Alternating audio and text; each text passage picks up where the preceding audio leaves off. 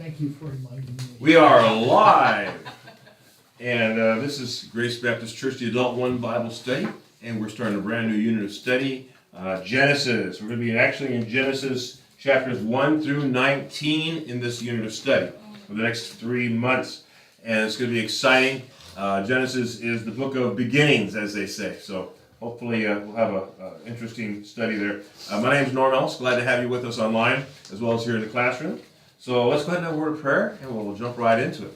Heavenly Father, thank you so much for this time we can study your word. It is always a blessing to do that. Lord, you teach me so much when I'm learning these things. So I thank you so much, and I just pray that everybody does as well. Be with those that are away from us, Lord, those that are grieving over lost ones perhaps, or those that are sick.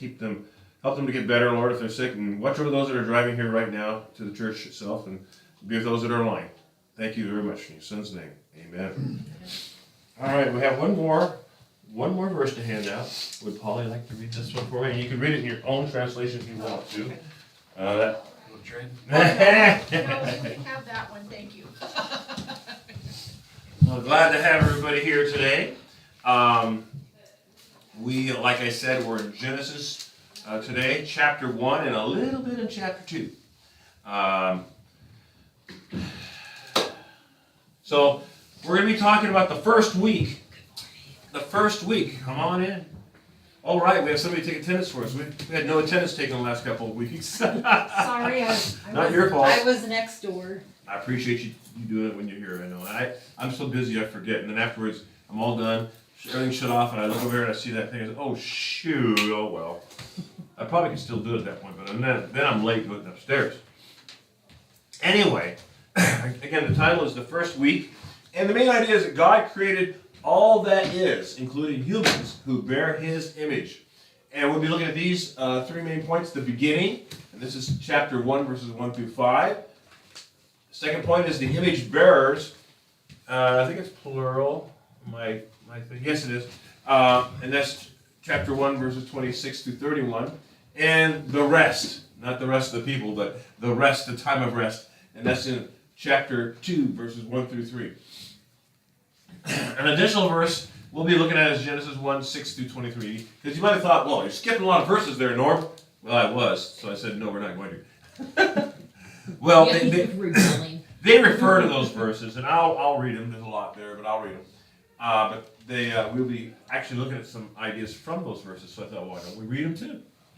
There's a couple of key words that we'll be looking at. One is the word sovereign, or sovereignty. Another word is ex nihilo. And the other one is the image of God. Word or phrase. We'll be talking about that when we get to them in our study. So Genesis, the very first book. It is a large book. It's, I think, the second largest book, I believe. Depends on how you count things. Some people count verses, some people count words. I think Jeremiah might be the largest one. I'm not positive, but I think it is. And Psalms is up there too. And so Genesis is somewhere in that mix, either second or third or something like that. It's a lot to look at. That's why we're going to be looking at chapters 1 through 19. So in case you're wondering, well, what about the rest of it? Well, we'll get to the rest of it another time, I'm sure. We're going to begin, though, by thinking about these questions. And this is no, it isn't in your handout. Excuse me. It is not in your handout. Never mind. These questions. First one is, can you describe something you made recently and maybe the process you went through to do it? Something you made recently and a little bit about the process that you went through to do it. Dinner. All right, that's good. Yeah. So what was the process of making dinner? Going to the store, buying the food. Yeah. Making sure you have everything you need. Following recipes or procedures, maybe? Recipe. What's a recipe? Well, you know what I mean. Yeah. I know. Yeah. Having a picture of what it looks like. Having a picture of what it looks like. Yes. Even things you put in a microwave have a recipe of sorts. In other words, you can't do it too long or you can't do it too short, right? Yep. Come on in, Dave. Good to see you. Excuse my little rocky voice today. I got some post-nasal drip thing going on in my throat. It clogs me up at night. I hate that because then you wake up a lot trying to clear your throat or your nose. Anyway, but That's a good example. Preparing a dish of some sort. You have to get those supplies. You have to think about, well, what procedure do I follow to put them all together again? Let's say if it's something more than just throw it in the microwave and out. But even if it is, you got to know certain things. You know, like I said, how much do you give it? What level of power? You know, all those things. Even timing. You're not gonna cook dinner at 1 o'clock in the afternoon for people coming at 6. Yep. I know Marvin is working on a project for Trail Life, and I think maybe even Heritage Girls. I'm not sure about that, but they're going to be building birdhouses, and so Marvin's got a plan. You gotta have a plan when you do something like this, and he's cutting out the wood so it's precisely the right size of things for whatever, and he's laying out all the things you need, the nails you need, put them in bags, I'm sure, or something like that. And when the kids come, they're going to assemble these birdhouses. But there's a process you have to go through. You'll have to put probably the floor down first, then the sides, right? Then the top on that maybe, then a little perch goes in there, and you got to pound those nails in those little holes and stuff like that. But there's a process, a procedure. Anybody else have a project they've been working on, maybe you made recently, and anything about the process you went through to do it? Want to leave somebody else. Every time I do a lesson, I go through a process, and I have a very deliberate process because if I don't, I'll leave something out. A method. Yes, a method, and I hate leaving things out when it comes to the lesson presentation. So I try to follow it, and you probably noticed he does it the same way all the time. Well, there's a reason for that. For one thing, I'm not that inventive. No, and for another, I like not to miss things. So that's now you know the reason for my madness, right? Anybody else? No? Okay. But there's supplies you need for the project and things like that, right? What kind of feeling do you get, though, from having created something from scratch like that? Does it look like it's supposed to? Well, yeah. But let's say it does, and it functions like it's supposed to. What kind of feeling does that bring about? You get a sense of accomplishment. Accomplishment, right? Yeah. Even a little I like the bit- purpose word too. A little bit of pride. Maybe some pride in what you Yeah. made. Yeah. Well, that's all common, right, to humans, right? So we're going to be looking at a little bit of the creative work of God and His project. And His project was The earth. us, right? The earth, everything you see, right? And we're going to be looking at those kind of things. So where have you seen God's creative work in nature? Or maybe, those things that really are, oh my goodness, look at that. Anything particular come to mind? I just like the mountains here. Yeah. The mountains. I've been to Mount St. Helens. I've been to Mount Hood. I've been to Mount Baker, further up, and Mount Rainier. Mount Rainier is probably my favorite. I don't know why. But I like Mount St. Helens a lot too.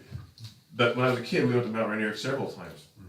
I don't know how they did this, but they allowed me, a 17-year-old, to drive a bus full of kids all the way up to Paradise Inn on Mount Rainier and then back in. Now, if you've ever been to Mount Rainier before, it's got switchbacks like you cannot believe. And then we were going around the corners, they said, put it on 3 wheels, on 3 wheels. Wait a minute. Or 2 wheels or whatever it was. I can't remember if they had duals in the back or not. I don't think it did. And I said, I don't need that kind of encouragement, guys. But they let me do it. That's amazing to think about it. Anyway, when you got up to Mount Rainier, if you've never been up there before, there's two sides of the mountain basically you can drive to easily.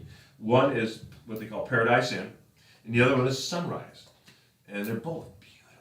Oh, they're gorgeous. Summer, winter, fall, whatever. You go up there, it's worth it if you've never been up there. Anybody else seen something like that they want to remark on? Well, the moon recently was absolutely just bright. Oh, yeah. They did. Yeah, it was just, It was one of those super moons recently, I think. Yeah. And it was, especially when it's first coming up, it looks so huge. It's because of the atmosphere is curved like that. And when you're looking at it, it's like glasses. Your glasses It bends the light. Yeah, it bends the light. It amplifies it. It makes the object look larger. So I've seen these pictures of like the moon rising on top of the Space Needle. Somebody positions themselves, and it looks huge. Well, that's why. It's not really that huge. It's just an optical illusion, if you want to put it that way.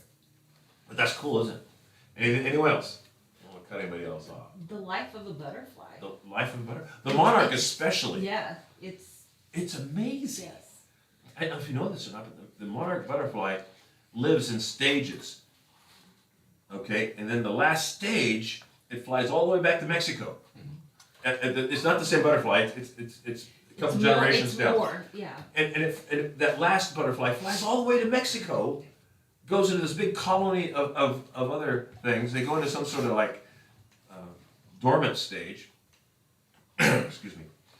And then they have a new generation that comes up, I think, and then they do the process all over again. So they go from Mexico all the way up into the United States and other places besides the United States. In these stages, generational stages. It's amazing. It just boggles my mind to see those kind of things in creation.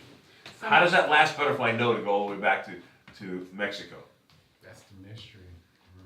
God programmed it. Oh, yeah. Mhm.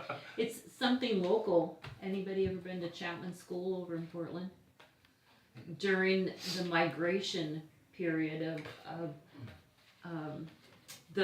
what are the smaller birds? Swallows. Not swallows, I can't remember now. But every year they come and they rest inside this old, not a silo, Mhm. but it's a brick Sparrows the probably or something like that. furnace. And people just sit out on blankets and watch them come and go. Wow. I mean, it's just We it's used to, amazing. when I was at Edwards Air Force Base in the Air Force, we Air would Force. we would do that too. We would go, we spread out our blankets out at the chapel and watch when the vultures came and roosted in the trees. Oh. Okay, Oh, every year they that's did that, and they loved the trees at the chapel. I don't know why, but it was amazing to see that. There was also the tarantula migration going across the road, and you see all the places where the poor Where little is this? spiders got run over. Edwards Air Force Base, the high desert of Stay California. away. Yeah, stay away. It's a certain time of year. Those are kind of interesting things to see, though, right? Now, I was sort of jesting, but it's true what I saw there. I mean, Yeah, I'm sure. anyway, but those things are amazing things. Swifts. Swifts. Yes. They're like swallows. Yeah. There's chimney swifts. There's cliff swifts, I think, or something. Yeah. Anyway, Yeah, it's amazing. mhm. It's totally amazing. It's like the swallows coming back to Capistrano. Yeah. There's some movie about that. That's the only reason I know And, that. and you can see all the people sitting around and just watching Yeah. them. Watching them do it. Yeah. It's interesting. So, so all these wonders we've seen in nature too. The intro paragraph kind of talks at that point, says, when we look at the Earth and beyond it into space, and that's another thing. Some of those images we've seen from the different telescopes that we now have Oh, yeah. in orbit, it's amazing to see that stuff. Anyway, so there are many breathtaking wonders to see. In Arizona, there is this expansive geological wonder of the Grand Canyon. And near the Arctic Circle, to the north, is the phenomenon of what appears to be the dancing lights of the Aurora Borealis. And by the way, there's also in the Antarctic a similar thing. I don't know if it's as vivid, but there's a similar thing. It says, on the border of Nepal and China rise the highest summits on the planet, Mount Everest, K2, and others. And as we look up in the clear sky on a moonless night, we might even be able to see the splendor of the Milky Way. And we did when we went to the observatory, right, Steve? We were able to look up there because it was such a dark night and the moon was not very bright, which I would rather be no moon, but when we went out there as a men's group, it was amazing. You could just keep looking up there and you see it start to come out more and more as your eyes got used to it. And before you knew it, you see this just giant bar of lights in the sky. I'll tell you another phenomenon, but it's just amazing. During the summer, not summer, but the wintertime in the Middle East, literally the stars are so bright, you can almost see the details of each star. It's so yes, bright. yeah. Mhm.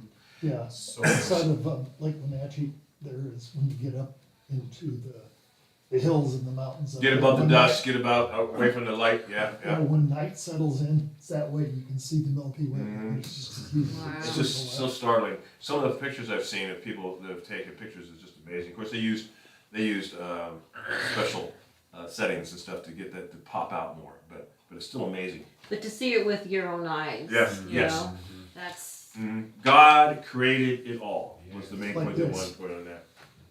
oh Yeah, I saw that image too. Yeah, that's an interesting image. Oh, pretty. It's supposed to be a James Webb photo, all three at the same time. Oh, One of those, wow. one of those Earth, the main moon, two Earth, the moon, and Milky Way. telescopes. Oh, that's beautiful. Yeah, it's gorgeous. I want a copy of that. Yeah.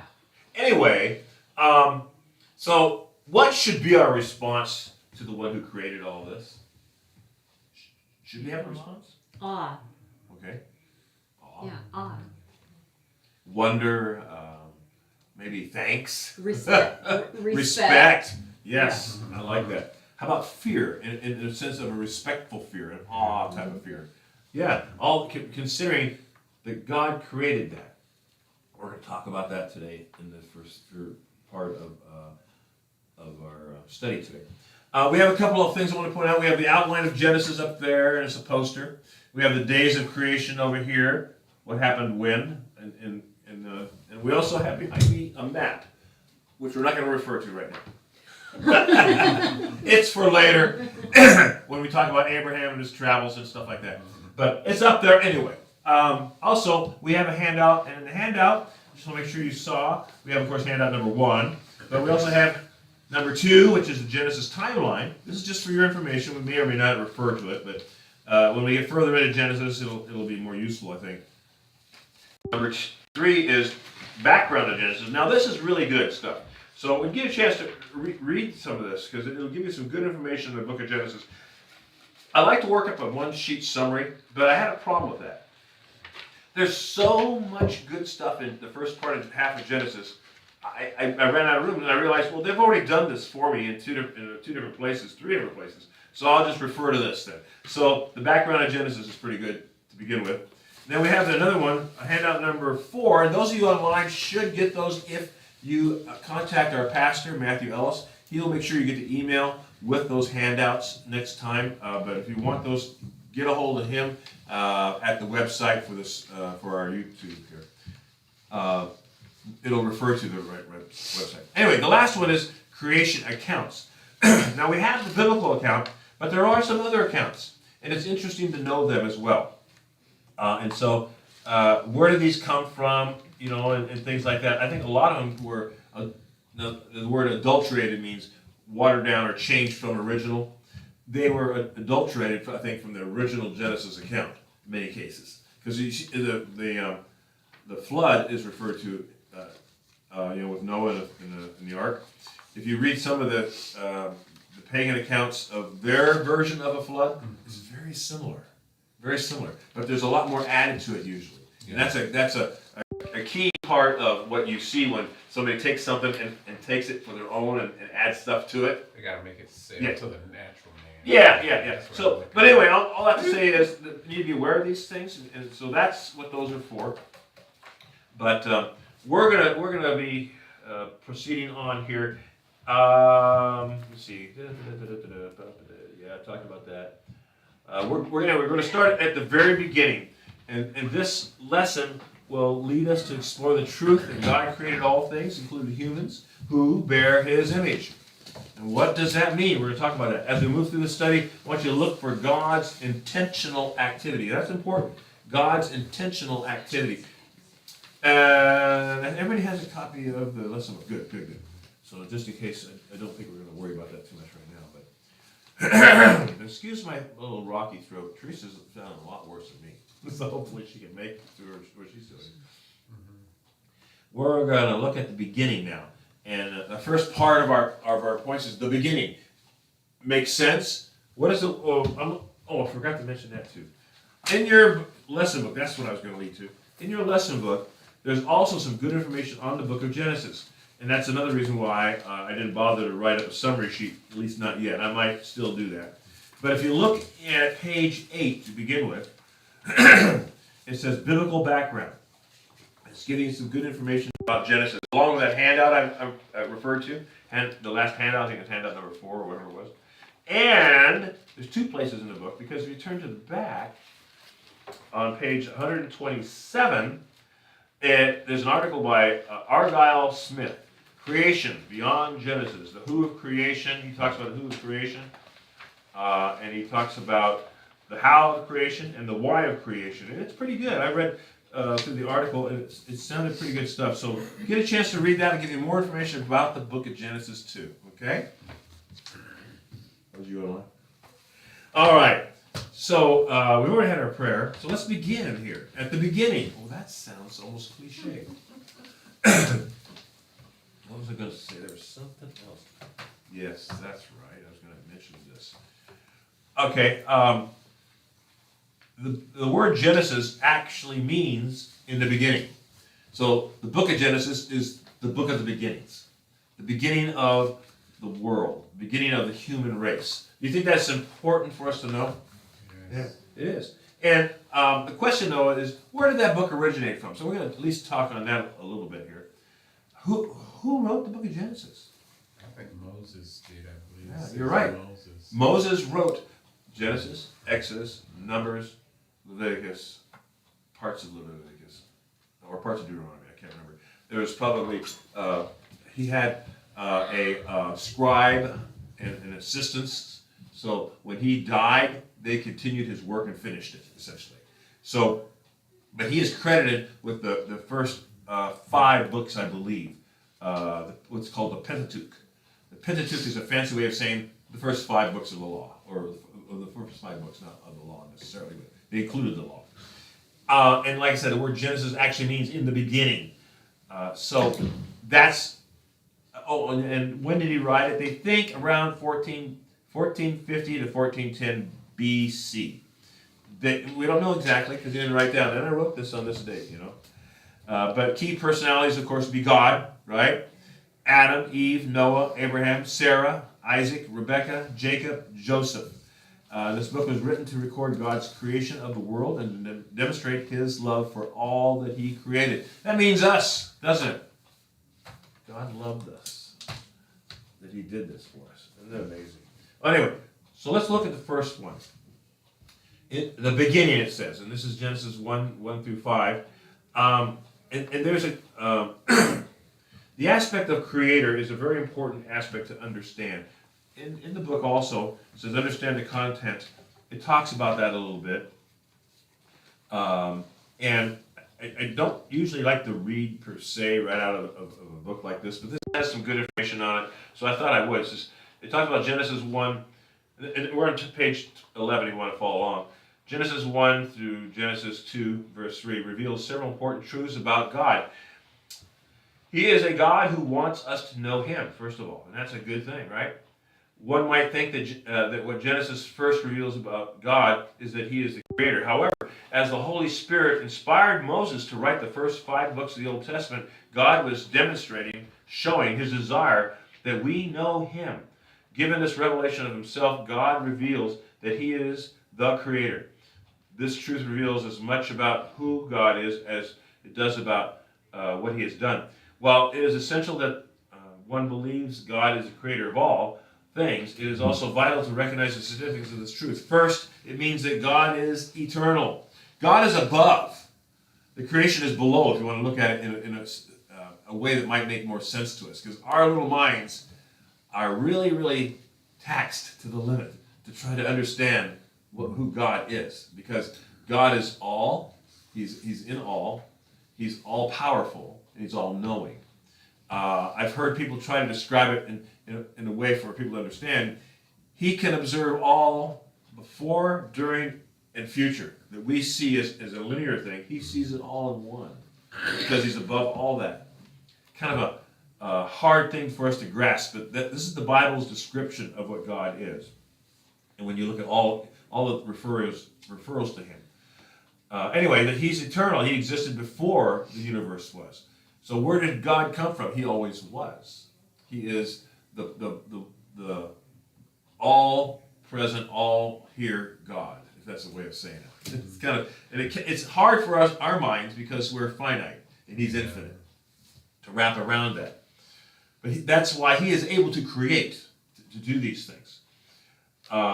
Anyway, so he existed before the created universe, and everything comes from him. Psalms 90 verse 2 says, before the mountains were born, or you were brought forth in the whole world, from everlasting to everlasting, you are God. So it does teach that in the Bible.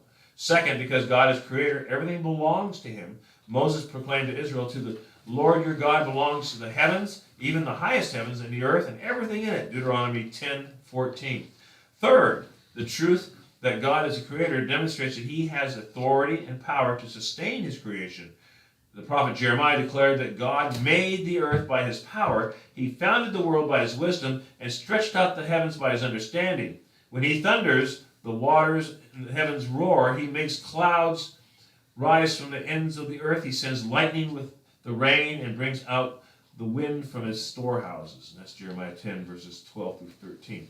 Lastly, therefore, when the Bible reveals that God is creator, it is stating as much about who he is as it is about what he has done. To recognize God as the creator recognizes not only that he created everything, but also his omnipotence and sovereignty over all creation. Omnipotence, what does that word mean? We don't have it up there, but it goes sort of hand in glove with being sovereign. What does it mean to be omnipotent? I don't know what that word means. All-knowing. All-knowing. All. Omni means all, Okay. I think in Latin. No, Okay. yeah. Omnipotent means power, essentially powerful. And there's probably more to it than that because I don't speak Latin. But that's one of the attributes of God. When you study theology, you study who God is. That's one of his attributes. He's all powerful. There's no limit. Well, can God make a rock so big that he can't move it? You know, it's stupid to even think that. But you hear about that all the time. Those kind of, Why does it We matter? had that, Michael. I know. Oh, did you really? I know, it's like ridiculous. There's two other omnis. What are the two other omnis about God? Omnipresent. Omnipresent. That means he's everywhere at once. He sees all. He knows all these things. And that's the last one is omniscience. All knowing. He knows all things. All there is to know, he knows. So those are the attributes of God. And part of the attributes of God also is the fact that he's sovereign. Sovereign. Now, what does the word sovereign mean? We're going to, I'm jumping ahead a little bit here. No, I'm not. I'm right on track. Never mind. As creator, everything belongs to God. He is sovereign over all creation. When you make something, does that belong to somebody else? It belongs to No, it you. belongs to me. If I made that birdhouse I talked about earlier, it belongs to me. And I might share it with the birds. But right, so it's a principle, right? So it belongs to God. Now, it brings up this word, what is sovereign? What does the word sovereign mean? Now, I wrote down a little, just what they call a pithy, which is short and sweet, explanation of the word sovereignty. It's on handout number 1, the first page of handout number 1. What is sovereignty? Because that's a word we don't use a lot. We don't hear a lot. But sovereignty is defined in the dictionary as one meaning, a supreme or ultimate power or authority, especially in governing sense, such as a king, a queen, a dictator, an emperor, etc. The second one is they can use the word sovereignty to mean freedom from external control or autonomy. And the third meaning is a controlling influence. Of course, we're going to be pretty much looking at the first definition because these are secular definitions. Keep that in mind. But they match pretty close to what we're talking about in the biblical sense. Anyway, British gold coin. what's that? A British gold coin. Yes, there you go, a sovereign. But it represents what? Great Britain and the crown. Yeah. And the king at one time was sovereign. He's not anymore. The king or queen is figurehead now. And they have input, but ultimately Parliament decides things.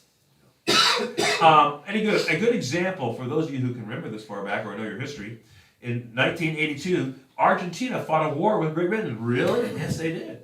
Over who had sovereignty or control over this little area called the Falkland Islands. Remember that? I remember that. Oh boy. It was interesting because I think it was Argentina got a missile from somebody. France. It's an Exocet missile, they called it. France. And it hit one of the destroyers, or one of the boats. Troop transport. Well, I thought it was. I can't remember exactly. I have to look it up again. Anyway, and it just blew a hole right through it. Because one thing, it was made out of lightweight material, apparently. This missile was designed to penetrate, and it did. And so it really shook up England, and they went to war. They went to war. Little trivia you probably don't need to know about. But anyway, in the Bible, sovereignty describes God as omnipotent and immutable. Now there's those two big words. Another word we just saw here. Omnipotent, we know what that means. All powerful. What does immutable mean? Doesn't change. Doesn't change. He's the same yesterday, today, and tomorrow. immutable. To mutate means to change. We hear the word mutate. We know what that means. Something that's different from what there should be. So he's immutable. He cannot change. He will not change. Anyway, and that he eternally ordains every single thing that comes to pass. That he is the source and the Lord of all creation, and that all things come from and depend upon him. And we see that talked about in Psalms 24, verse 1. Now I know that sovereignty can be a term that some people have a problem with. What do you mean? Everything's ordained and I can't have my own free will and all these kind of things. That's for another day, but it is what they call a thorny issue, a difficult saying to understand, okay? But God ordains our days. And the Bible clearly says that.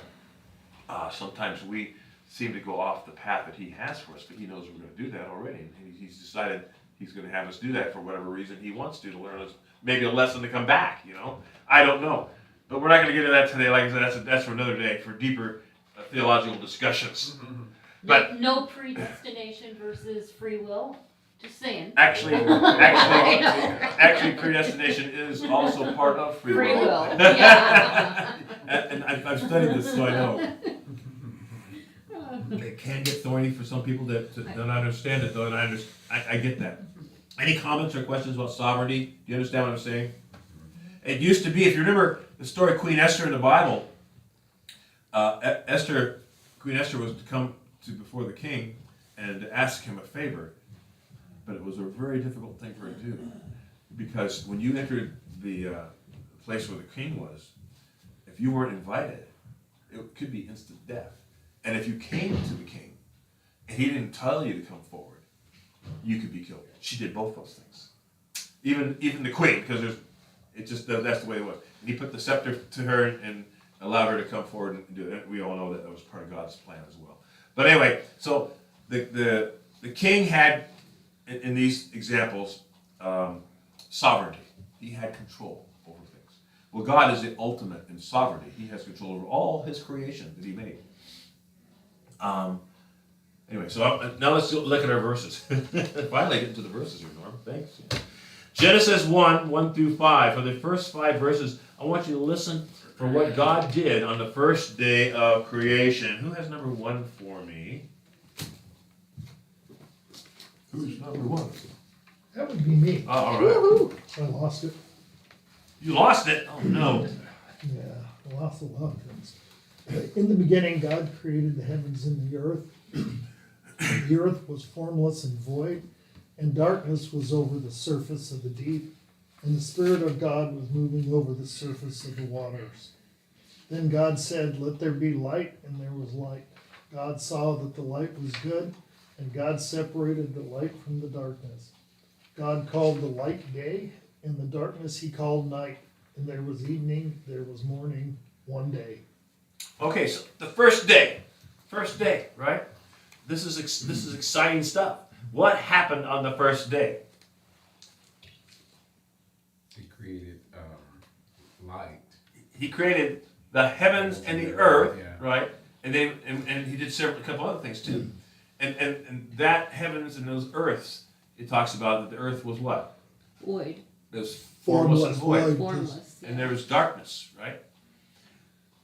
And it's an interesting thing to look at the progression here, okay? And then he said, "Let there be light," and there was light. Didn't say what the source was. There was just light. Yeah, the sun was later. The sun was later, yeah. And it says that God saw that the light was what? Good. Good. It's good to have light. And God separated the light from the darkness. So he decided, there's time for light, there's time for dark, right? And he called the light day, and the darkness he called night, and there was evening, and there was morning, one day. Now, was the sun created at this point? It doesn't say specifically, but it does say the heavens. Yeah, that's what I was And saying. the earth. So you could think, well, along the lines of that as part of the heavens, but he gets more specific, I think, later, if I remember right, in designating responsibilities, okay, for these things that were created. But it shows what? What are these verses showing us? God's power? Okay, definitely his power. And what supplies did he use to create these things? He just spoke it. Oh Oh, he did nothing. Yeah. I mean, there was nothing. Excuse me. He spoke it. It was his word, right? I think we talked about sovereign already. Here's another word. It's I think a Latin word, ex nihilo. What does that mean? Do you think? Ex nihilo. Out of nothing. Out of nothing. Boy, you guys are smart. You Well, must have read. Spanish is. It's similar to Spanish because it's Yeah, Latin. because it's Latin. Yeah. Yeah. So- Ex nihilo means out of nothing. Wow. Out of nothing. Now, normally, out of nothing, nothing comes. Okay? Normally. God was outside of all this. Out of nothing, he created the world. It's different from us, right? Because God is above us. He's all powerful. He's all knowing. All these other aspects of God allows him to do that. Out of nothing, create everything. Just because of his spoken word, the power of his word, right? That's amazing. If you think about that, that's just an amazing thing. It's just, wow. I can't wrap my brain around it either, totally. But to realize that he did that. You know, he had in his mind this process for us. Because that's ultimately what's going to happen here. We're going to see this in a moment here. So the Latin term ex nihilo means out of nothing. It was done by God alone. There's no other things put into it. No other group of people. It was God alone. Now, God exists as Father, Son, and Holy Spirit. We know that as well. Excuse me. What was I going to say about that? And I mentioned before other creation accounts, and that was in that handout number 3. If you want to read more about those, you can read about those later. But it's interesting to have that in your knowledge base as far as understanding these things. But as you look through some of these things, like these infos about the different creation accounts, you see distinctions between the mythical pagan accounts and what followers of God believe about the world instead. Days of creation. Oh yeah. Days of creation is my poster right here. So on day 1, we had light and darkness separated, right? And that was pretty important. But we're going to look at the next part here. The next part's going to be the rest of creation, I think. Let's see, I don't know where I'm at this here. Forgot about this. What is the significance of that word good that God used? I think there's a spot in the lesson book that talks about that a little bit more too. Does it mean he was pleased with the way That's what I was thinking, Tina. turn out? Yeah. Good. He's pleasing with his creation. Yeah. Right. It's faultless. You know. Yeah. Uh-huh. And also, by the way, I meant to point this out. We see order in his creation. Yeah. It wasn't just here, there. It was a logical progression order that God created these things. But the word good, it's a Hebrew word and they didn't write down for me here. The Hebrew word from where it comes from, it creates a variety of meanings, including pleasant, beautiful, righteous, and excellent. By saying the light was good, God affirmed that he was fulfilling the purpose for which it had been called into existence. In other words, he called it existence and it performed as he wanted it to. All that God created was made with a purpose in mind. God had a purpose. That's an important thing to always remember on these parts that we're reading here. There's more about good here, I think I saw here. Page 13. It says God observed the light and saw it was good. This is about a third of the way down. And it's the first of 7 times that God evaluates something as good in his creation. Light dispelled the darkness that had been over the earth. Whatever produces life, promotes life, and preserves life is good. God separating the light from the darkness is the first of 3 separations he performed in creation. All right. Any comments about this or any questions you come to mind? Is it important to have light? Better have it. Yes, it is. It's fundamental to our existence. We have just the right amount of light.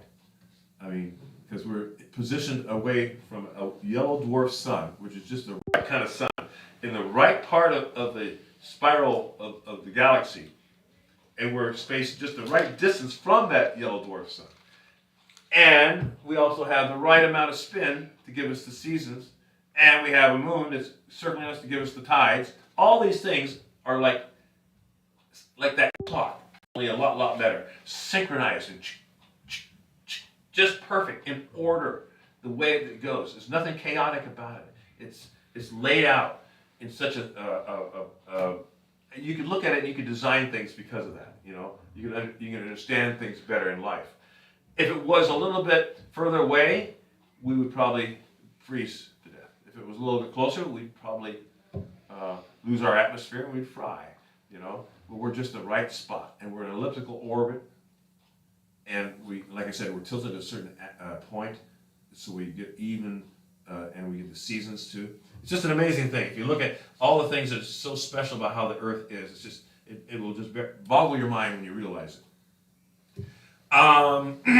Excuse me. Sorry. So, let's see. What is the importance of God being the one who brought about creation? Well, that's kind of a silly question, personally. But it's important because he's all-powerful, all-knowing.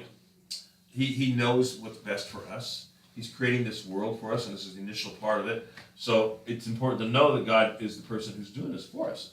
Intelligence that's far beyond us, right? Yeah. And I think what we see God transform, I mean, he created out of nothing and transformed into this, you know, matter, you know, all these things. Mhm. So if he can do that, how much more can he transform me with his word? Yes, yes. You know, the word that spoke all of this into existence. I always thought it was amazing when people start doubting that God could do something, when they are standing on God's creation, breathing the air that God gave us, all these things, yet they doubt that God can do whatever it is they can.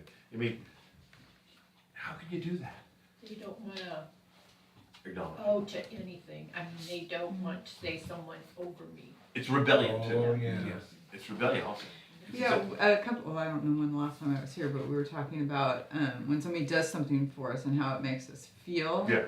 Oh, yeah. Where we don't want somebody, you know, we feel like we have to do something in return because we don't want to be in debt to Yeah. somebody, Oh, yeah, owe yeah. somebody. And that's what we're doing. Mm-hmm. All right, let's go on. The next one, the image bearers. It's called the image bearers. And actually, this is where I want to read some. That's right. So we're going to be looking at verses 26 to 31, our focal verses, but we also have the others in between verses, and I'm going to go ahead and read. And these describe the day 2 through day 5 of creation. And what I want you to listen for is what actions did God take in these verses, okay? So this is verses 6 through 25. Then God said, let there be an expanse in the midst of the waters. Let it separate the waters from the waters. God made the expanse and separated the waters which were below the expanse from the waters that were above the expanse, and it was so. So just a little spot here. This is talking about the waters like in the oceans and rivers and lakes versus the water that is above us in the atmosphere. That's what they're referring to. And God called the expanse heaven. And a little word on that as well. Heaven is usually looked upon as where the birds fly, where the stars are, and then where God is. So they had this concept of heaven that had these kind of areas here. And there was evening and there was morning, a second day. Then God said, let the waters below the heavens be gathered in one place, and let the dry land appear. And it was so. So he made dry land.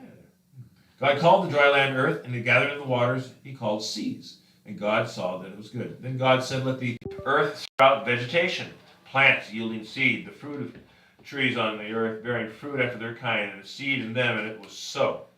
And the earth brought forth vegetation, plants yielding seed after their kind, and the trees bearing fruit with seed in them after their kind. And God saw that it was good. And there was evening, and there was morning, a third day. Then God said, let there be heavens in the expanse of the let there be light in the expanse of the heavens to separate the day from the night, and let them be for signs and for seasons and for days and for years, and let them be for lights in the expanse of the heavens and to give light to the earth. And it was so. And God made two great lights, the greater light to govern the day, and the lesser light to govern the night. And he made the stars also. God also placed them in the expanse of the heavens and gave light to the earth. Now, just a quick word on this. He created light first. We don't know the source of that light. It might have been God himself. It could have been not an orderly thing up there. It could have been just something creating light. We don't know. You know, Hey, you're gonna say something? Oh, well, in Revelation it talks about God being the light. That's true. Um, No need I for thought it no was need nice. for the It's- sun anymore. Yeah, it's almost a nice bookend. Yeah. You know, whether it's intended like Yeah. that or not. But But we do see that God created order at Mhm. this point with those lights. There was a certain specific order. Excuse me. It says, then to govern the day and the night, and to separate the light from the darkness, and God saw that it was good. I'm in verse 19. There was evening and there was morning, a fourth day. Then God said, let the waters teem with the swarms of living creatures, and let birds fly above the earth in the open expanse of the heavens. And God created the great sea monsters and every living creature that moves, with which the waters swarmed after their kind, and every winged bird after its kind. And God saw that it was good. God blessed them and said, be fruitful and multiply. Fill the waters and the seas, and let the birds multiply on the earth. And it was evening, and there was morning, a fifth day. Then God said, let the earth bring forth living creatures after their kind, the cattle and the creeping things, and the beasts of the earth after their kind. And it was so. God made the beasts of the earth after their kind, and the cattle after their kind, and everything that creeps on the ground after its kind. And God saw that it was good. So we got a lot going on here, and I didn't want to skip this part. I'm probably going to run over. Doggone it. But we see some specific things happening here. What actions did God take? And there was like 1, 2, 3, 4, 5 major actions he took. Can you tell me what one of them was? Light in the darkness. Okay. The sun and the moon. Right. Mm-hmm. Was there another one? he created the environments, Mhm. and then he created what inhabited those environments. So he divided the waters, right? Made the seas and made the atmosphere, right? And he made the dry land, right? That's what you're saying, essentially. Yeah, Yeah, I mean, the yeah. first 3 days is the environment, and then, Right. or So he's got the stage set, essentially. He's got it all organized. What comes next? Vegetation. Vegetation, yeah. And after the vegetation, Animals. animals. Yeah. Wow, almost like it's a pattern or a formula here he's using, right? Interesting. But you know they had to eat. Hmm? You knew they had to Yes, eat. that's true. Yeah. And you had to have land to plant things. Yeah. Yeah, it's true. So we're going to see now another part of the creation. And what I want you to do is I want you to listen to how God's creation of human beings differed from how he created everything else. Let's look at who's got number 2? Genesis 1:26 through 31. I've got it. Go ahead and read that for us, please. Then God said, let us make man in our image, according to our likeness, and let them rule over the fish of the sea, and over the birds of the sky, and over the cattle, and over all the earth, and over every creeping thing that creeps on the earth. God created man in his own image. In the image of God he created him. Male and female he created them.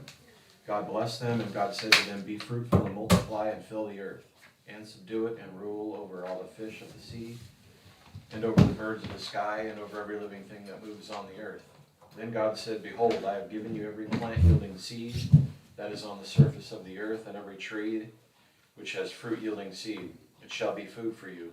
And to every beast of the earth, and to every bird of the sky, and to everything that moves on the earth, which has life, I have given every green plant for food. And it was so. God saw that all that he made, and behold, it was very good.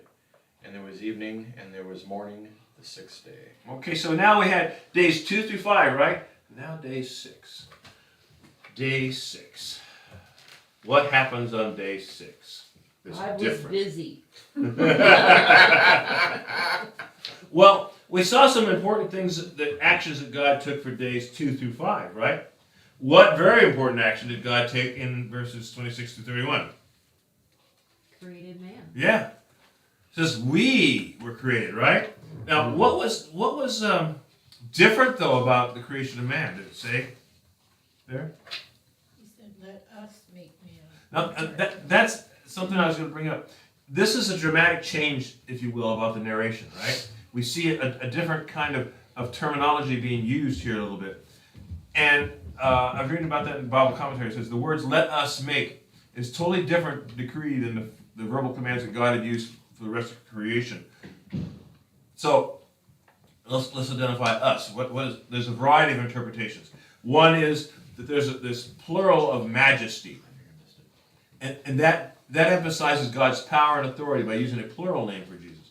Other people think that God was deliberating with himself. Well, what do you think? I don't know. It sounds a little, I don't know about that part. There are two other ones besides that. One was just some sort of a heavenly council had been brought. In other words, God was before the angels and was saying these things, and was deciding these things. And that's where the us came from. But probably the best would be the early allusion to the Trinity.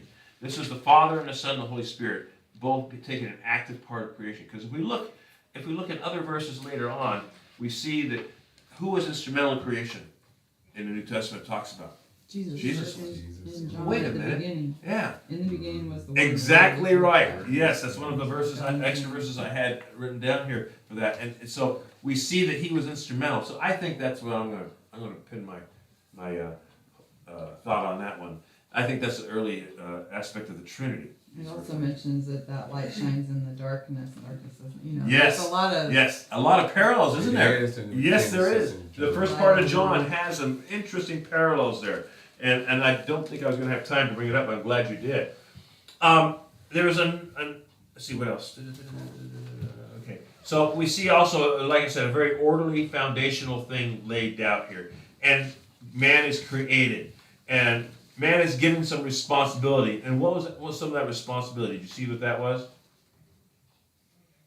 He was to name everything. Yeah, of course, that's coming up, but yes, he's given responsibility, right? He's given responsibility that you are to take care of this creation and be that steward, and part of it's going to be naming these things I created. He's given them authority, if you will. To rule. Yeah, isn't that neat?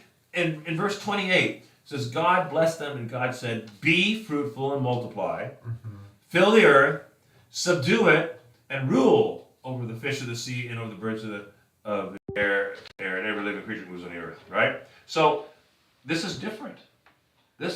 We are given a piece of control over what God had created here. I was thinking that since the earth was perfect, there was no sin whatsoever. The animals, you could just play with them. I mean, that sort of thing.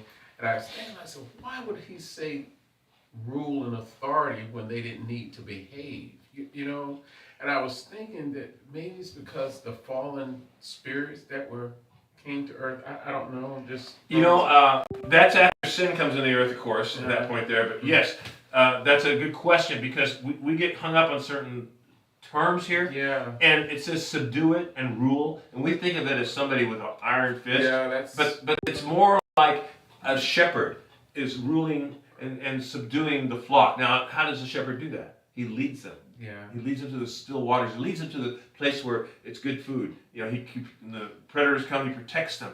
But that's how he is taking her. That's how I look at that. You were going to say something I can tell. stewarding. Yes, stewarding is a good term. Stewarding. Because there's many aspects to a shepherd. Yeah, giving them a purpose, Yeah. work to do, a purpose. Yes. Stewarding God's creation. So they were responsible for God's creation. Wow, that's an awesome responsibility. He didn't give that to the fish. He didn't give that to the water buffalo. He gave it to us. Think about that. Wow. We are given some responsibility here, aren't we? That's different. There's something else different. What else was different? In the image of God. Huh? Created in the image of God. That's right, image bearers. Now, this is something, and that's our other term, image of God. What would it mean by the image of God? In other words, if you want to see what God looks like, just look at me. No, it's not talking about visual image necessarily. It's talking about attributes, that of justice, that of mercy, that of love, those things that make up God. That's the image we have. We have those attributes if we exercise them. But unfortunately, when sin came in, we also had that corruption of those attributes, right? Mm-hmm. So that's what I believe the image means. It means in that way. It doesn't mean that God it takes the form of a two-legged person and all that stuff. That's. I mean, he does take that image when Christ came to the earth because they wanted to communicate. God wanted to communicate with us in the same level we were at, so we could know that we have a God that cares about us that much. But I've got a far afield here. But the image is more along the lines of those kind of things. How we would love something, how we would nurture something, how we would take care of, let's say, some animals in our charge or whatever, things like that. Those kind of attributes would be that part. Also, we are giving the area of our brain, right? We're able to think through things and come up with ways to fix things and way to build things, creativeness. Does that mean we can create like God? No, I'm not saying that. But we have that creative ability, right? Think of the person who first came up with the microchip. How did they come up with that, you know? Wow. Those kind of things. And now we use them all the time. They're even in my little watch right here. We always have to start from something. Yes. We can't start from nothing. We have to use something that God's already made. Yes. He didn't have to do that. But we have that ability too. That part of that ability that God has, that creative ability. So that's what's mean by that. But there's another thing, and I got to tell you what it is. Verse 31. God saw all that it made, and behold, it was Very good. Oh no, very good. Very good. So the creation went from good to very good. That's we are very good to God. Isn't that something to think about that? Wow. That's amazing to me. Let's look at the last part. Who has the last one for me? I do. Okay, and I want you to notice the words that you see repeated. Okay, go ahead and read Genesis 2, verses 1 through 3. Thus the heavens and the earth were completed and all their host. By the seventh day God completed his work which he had done. He rested on the seventh day from all his work which he had done. Then God blessed the seventh day and sanctified it, because in it he rested from all his work which God had created and made. So, interesting terminology here. It says, thus what? The creation was what? Complete. When you were completed in your project we talked about earlier today, you had that sense of satisfaction. That sense of, that's just what I wanted to do, you know? It's housing that bird perfectly, or whatever it was you made, right? Birdhouse, I used it for an example. And so that word means it's a process that has been brought to a conclusion. Another word would be finished. Nothing else needed to be done for that creation. God had made a perfect creation. It wasn't perfect though after man sinned, right? But that's for later. The next probably one's going to talk about that. And it was very good, like I said before. So rested. Does God need to rest? No. No. All powerful? I think no, he doesn't need to rest. Because he doesn't sleep either, like we do. That's right. But it was put in here for a reason, because we do need to rest, right? And I believe this was showing, okay, he did this labor, this of creation, okay? And now he has ceased from it, because it's been finished. And that's what the rest means. It means I don't need to labor at this anymore. Okay? It doesn't mean he needed physical rest. It's the cessation from the labor. Does that make sense? And so we're going to talk about this day here. The seventh day is also called what? Sabbath. The Sabbath. The Sabbath was made for man. Right. Jesus says that, right? But it was to recognize what God had done. We look at the Sabbath and we realize that he rested from creating us. It's not for football. No. Or baseball, or soccer, or But he wanted us to cease from our labors and reflect on what he did, right? Reflect on who God is, what he does for us. That's the purpose of that, giving us that seventh day to rest. And as an example, Moses was pointing to the fact that God ceased from his labors. We need to cease from our labors and recognize what God did for us. So, does that make sense? That's the purpose of that Sabbath. Now, we don't worship on the Sabbath anymore in the Christian, most Christian churches. We worship on what's called the Lord's Day. So there's some confusion there. Oh, we should be doing it on the seventh day still. Okay, and the New Testament talks about this. It says that some worship on this day, some worship. It doesn't make any difference as long as you do one day. That's what he's talking about here. This day was set up to recognize God. God what God didn't create Monday, Tuesday, Wednesday, Thursday, Friday. And for us to cease from our labors when we do Yeah. it. That's the principle. Okay, does that make sense? So we do it as Christians on the first day of the week. Why do we do the first day of the week? Because we celebrate the second Adam, right? Christ rose to save us. He rose from the grave. And that's why we do it. Wow, I did it. I I finished. don't understand. Okay, this is totally unrelated. Go ahead. But why does chapter 2 start there and not down here at verse 4? Because those first three Did you verses get it? Yes, it are Yeah. are It's the been bothering me conclusion too. of this whole Yeah. big picture It- overview. What we're gonna see next, and we'll talk about this probably next week, I think, is when you see an overview, right? I can best describe it in optics for photography.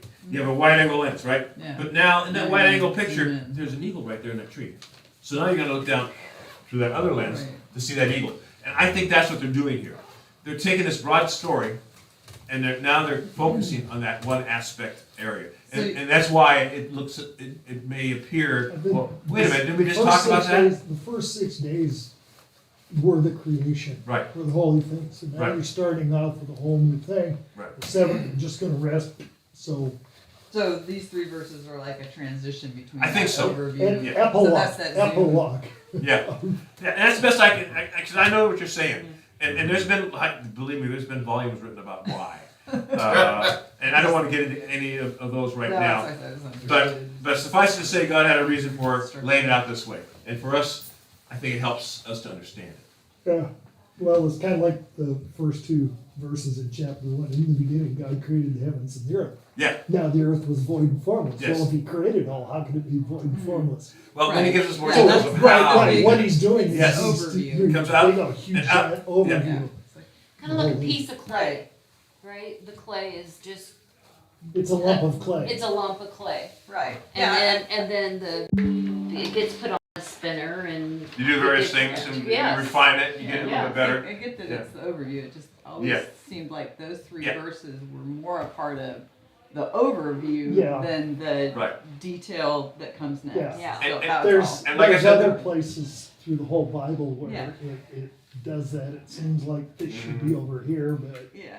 Well, And and those they weren't weren't there actually- originally. It was, actually, there are no chapters. If you look at the Torah, there are no chapters. Right. No, Right. we put that on later for us. Yeah. Yeah. Better find things and to better understand it. Yeah. And it was not done, not written that way originally, you're right. No. We need to close. I'm already 6 minutes over. But I thank you for the great questions, great input, guys, great. Let's have a word of prayer. Heavenly Father, I thank you so much for the ability we have to look at these words that were penned down so many years ago, to understand, Lord, why you did these things. Lord, I just thank you for being our creator and for surrounding us with this creative wonder. Even stained with sin as this, it just boggles my mind the things you've done for us. Well, I just pray you help us to understand that and to truly worship you in that fact that you created these things. And Lord, as far as we didn't get a chance to talk about the bearing of the image nearly as much as we should, but we do bear your image, Lord, and we should remember that we are a special creation, that you said that this creation was very good when you created us, and we have responsibility for that as well, to remember that we are a special creation for you. In your Son's name, amen. Amen. And I do apologize for that. I meant to talk about image bearing, that whole part of that's very important. Please read it in your book if you get a chance. Did you have Nice to a see you. comment, Steve? I thought I saw your hand up And for a I can moment. read to buy some groceries. Hey, it's good to see you, David. So you could- Good seeing all you guys today. So I'm sorry, I was scanning my sensors. You're gonna have to tell me before you get those. I've heard so Yeah, much. this- about Other than those glass skin products. things. Did you get everybody scanned It's- up? No, it backed out on me. I'll just get it This is again. Actually, Um, actually. So when ran I across take it, was food one of to the the ads on- Thank you for being with us. at the I'm gonna Juvenile close this off. Justice Center for the homeless kids. Yeah, Okay. it's, So what they've it's funny asked when they for bought it, is we to